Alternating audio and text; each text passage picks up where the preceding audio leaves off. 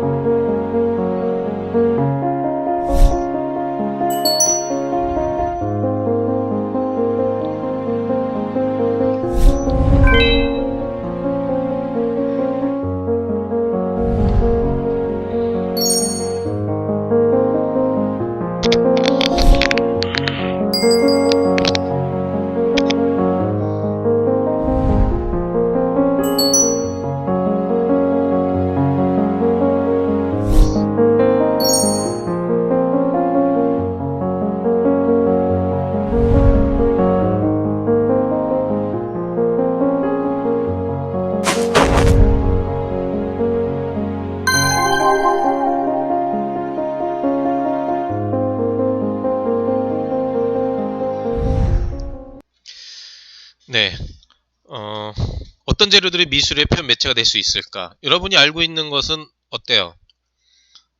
물감. 가장 흔한 게 연필로 종이에다가 그림을 그리고 그 위에 물감으로 칠하는 겁니다. 물감이나 색연필. 예전에는 이렇게 기원전 12,000년경 정말 만년 전 까마득한 시간이죠.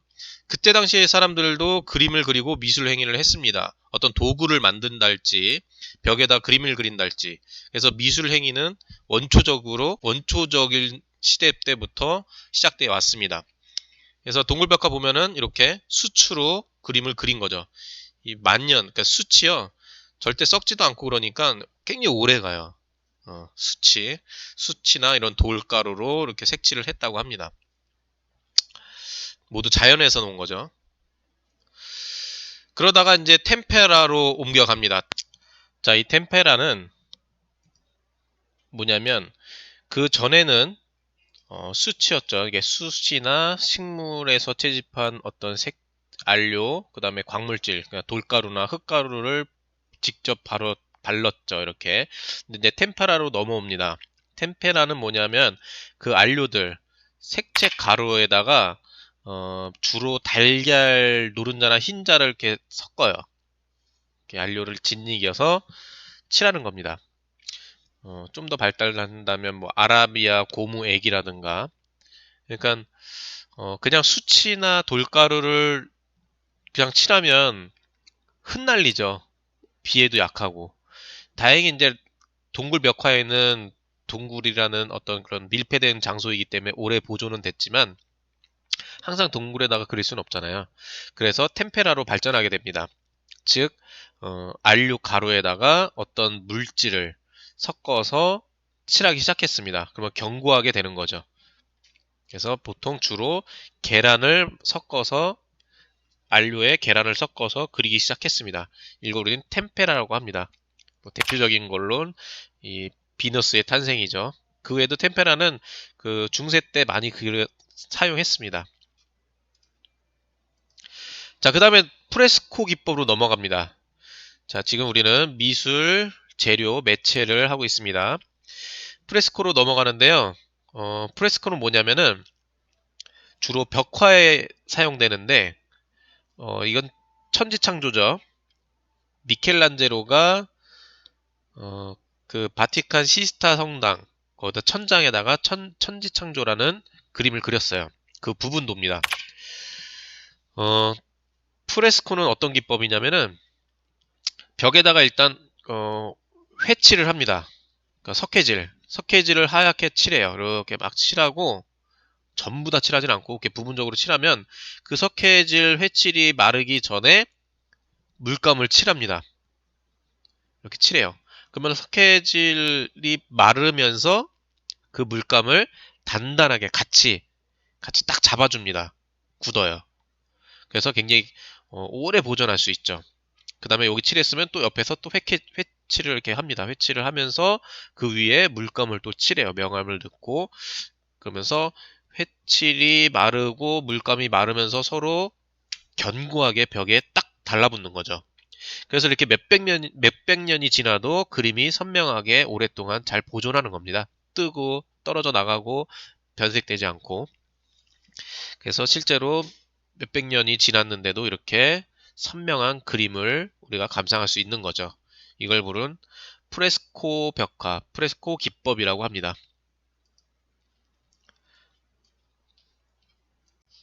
자, 그 다음에 유화죠. 유체화라고도 합니다. 유화는 기름 유자, 기름 물감이라는 뜻입니다. 벽화보다 프레스코나 템페라보다 굉장히 정교하게 그릴 수가 있어요.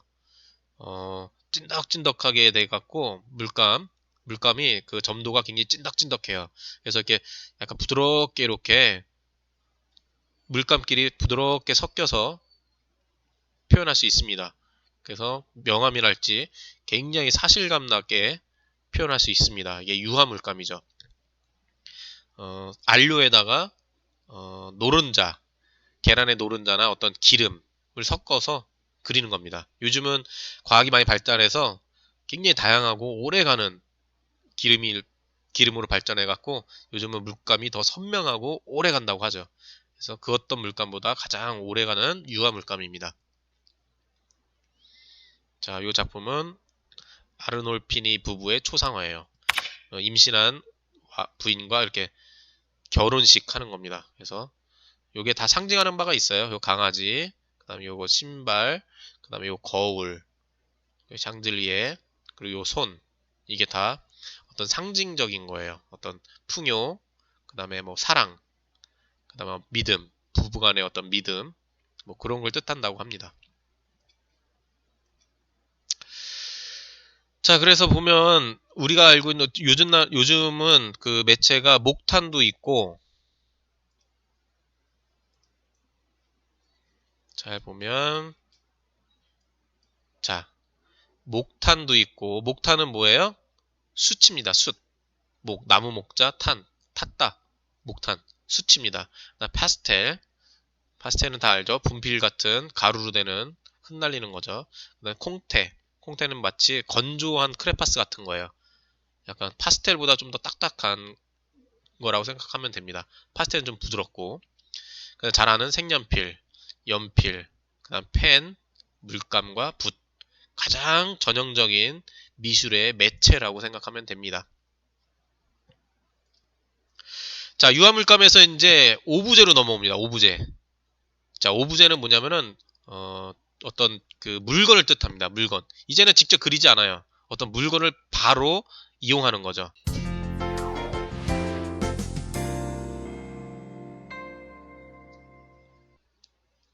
1917년 미국 뉴욕의 그랜드 센트럴 갤러리. 앙대팡당 출품작들이 속속 도착했다. 아니 이게 뭐야? 이건 누군가 장난하는 게 분명해요.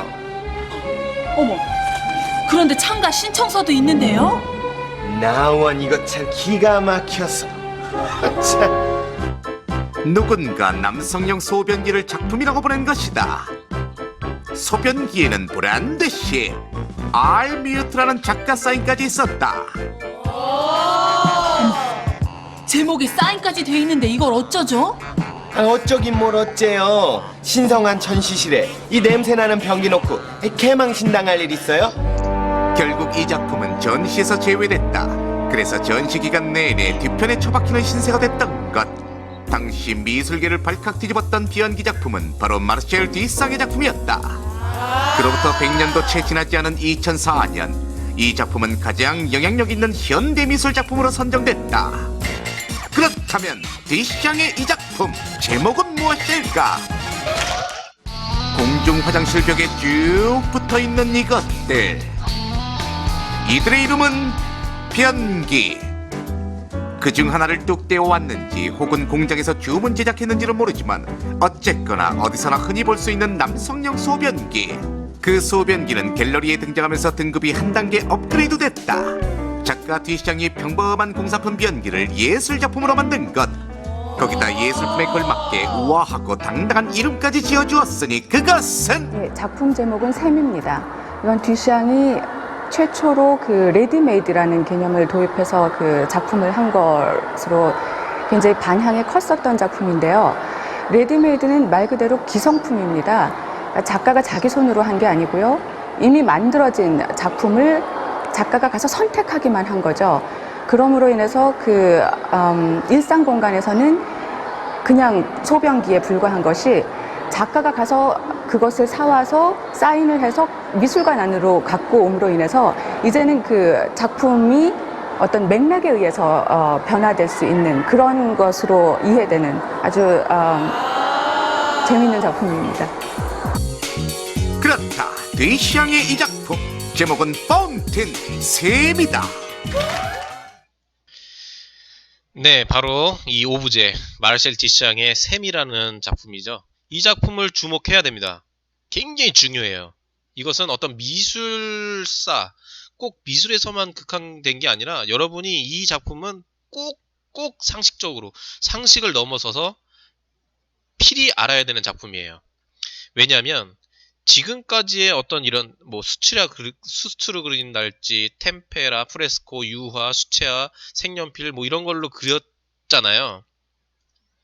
마르셀 디샹이 이 오브제, 이 샘, 요 작품을 기점으로 전 세계, 아니 전 시대를 완전히 통틀어서 미술이라는 개념을, 예술이라는 개념을 확 바꿔놨습니다. 그래서 이 어마어마해요. 이 작품 이후에 어떤 미술사의 발전뿐만 아니라 어떤 과학이랄지 철학이랄지 문학이랄지 다른 것도 많은 영향을 미칩니다. 그래서 여기서 설치미술도 나오고요. 설치미술, 말 그대로 설치한다. 어떤 물건을 설치하고 퍼포먼스까지 나옵니다. 퍼포먼스, 몸으로 행위하는 예술, 키네틱 아트, 움직이는 거예요. 조각상도 움직이고, 미디어 아트, 뭐 대지미술, 그 외에도 몇십 개 엄청 많아요. 즉, 이 마르셀 디샹의 샘, 요 병기, 이 작품 이후에 사람들이 생각을 확 전환시켜 준 거죠. 그러니까 고정관념이라는 걸 완전 다 깨버렸어요. 이 작품 하나가. 그래서 어마어마한 작품입니다. 그러니까 미술뿐만 아니라 그러니까 사람들의 생각을 완전히 바꿔놨어요. 그냥 전 시대를 통틀어서. 그래서 굉장히 주목할 만한 작품입니다. 그럼 이 작품을 간단하게 설명드리면은 이게 왜 대단하냐면은 그 전까지는 누군가가 작품을 만들거나 깎거나 뭔가 화가가 뭔가 해야 돼요. 어떤 행위를 해야 되는데 아니다. 마르셀 디샹의 논리는 이게 화장실에 있으면 소변기다. 화장실에 갖다 놓으면 소변기인데 그걸 뚝 떼다가 미술관에다 갖다 놓으면 하나의 조각 작품이 될 수 있다. 곡선이 있는.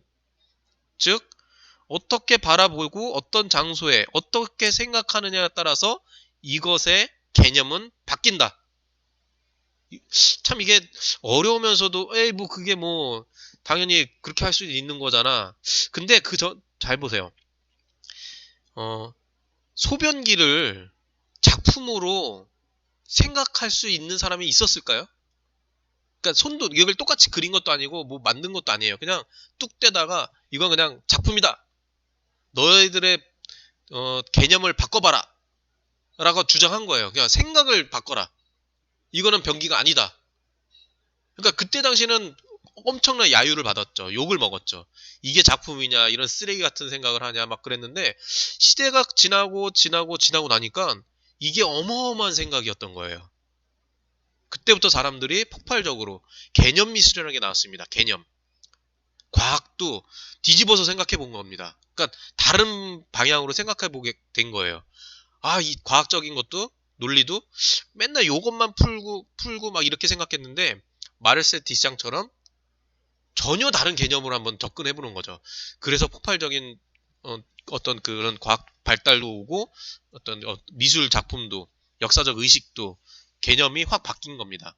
즉 뭔가 기술적인 거 잘 그린다, 잘 만든다가 아니라 결국에는 우리가 바라보는 시각이 중요하다. 어떤 개념이 더 중요하다. 이런 걸 주장했던 작품이죠.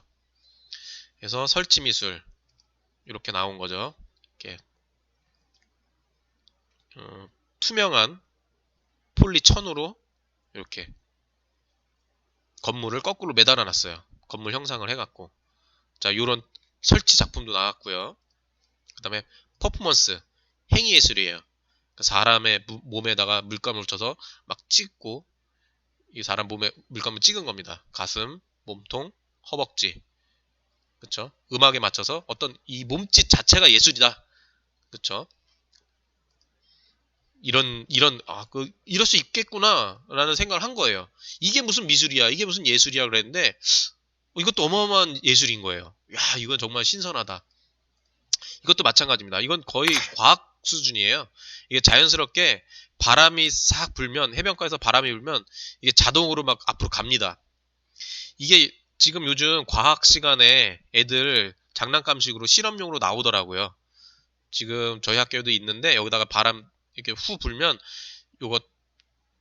요게 기계 장치가 이렇게 앞으로 갑니다. 사실 이게 과학 시간에 과학자가 만든 게 아니라, 그 얀센이라는 네덜란드 작가가 처음 작품을 한 거예요. 미술 작품에서 과학이 차용을 한 겁니다. 즉 자연의 바람을 이용해서 움직이는 조각품을 만든 거죠. 그러니까 예술가의 어떤 창의적인 생각을 그걸 밑바탕으로 과학자들이 영감을 받은 겁니다. 그래서 풍력 발전이랄지 뭐 바람을 이용한 어떤 자연의 움직임 뭐 이런 것까지 생각할 수 있었던 겁니다. 그러니까 예술가의 어떤 앞서가는 이 생각 요런 거를 우리가 배워야 됩니다. 약간 너무나도 앞서갔기 때문에 왜 그런 그렇게 바라보기도 하죠. 괴짜다. 예술가들은 괴짜다. 4차원, 5차원이다. 쟤네들은 정말 이해할 수 없다. 이런 꼬리표가 다는데 사실은 그게 시대가 지나고 사람들의 생각이 개념이 바뀌면 그게 엄청나게 앞서가고 훌륭한 생각이었다는 것을 알 수 있습니다. 그래서 이런 키네틱 아트, 움직이는 자연물을 이용한 키네틱 아트도 있고 미디어 아트입니다. 이거는 그냥 이 전 건물에다가 어마어마한 프로젝트 빔을 쏩니다. 그래서 어떤 영상물을 막 하죠. 그러니까 건물이 마치 살아 움직이는 것처럼 꿈틀댑니다. 이것도 하나의 엄청나게 창의적인 예술 작품이었죠. 사람들이 아주 신선했어요. 와, 건물이 마치 건물 자체를 스크린으로 해서 건물이 살아 움직이는 것처럼 했습니다. 그래서 사람들이 감탄을 하면서 아주 멋진 작품으로서 인정을 받았죠. 어떤 이런 미디어 아트도 있고. 자, 요 미디어 아트도 한번 볼게요.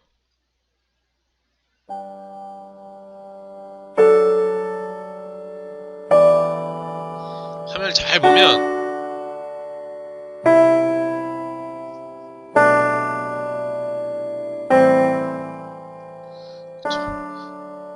이게 모니터예요. 모니터가 그래서 그래픽으로 이렇게 작가가 그래픽을 만들어서 움직이게 만듭니다. 그래서 서양의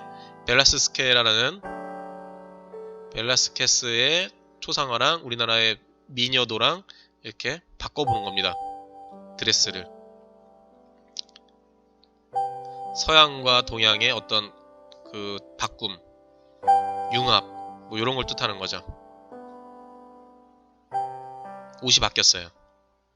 자, 요런 걸 미디어가 구현하면서 이젠 비디오도 영상도 하나 예술 작품이 될 수 있다. 예술 행위가 될 수 있다라는 걸 보여주는 거죠. 그 다음에 지난 우리 시간에 기억날지 모르겠지만 그 대지 미술 이제는 그냥 자연을 이용한 모래사장을 요렇게 긁어서 모양을 내는 거죠. 그래서 어떤 이 대자연을 이용한 미술 작품 대지 미술이죠. 자, 이런 것까지도 이제 발달하게 됐습니다. 그래서 이 마르실 디샹의 어떤 요 이후에 엄청나게 많은 미디어가 아니라 매체가 확장됩니다. 그래서 요거는 나중에 선생님이 그 학교에 오면 좀 더 자세하게 한번 설명을 드릴게요.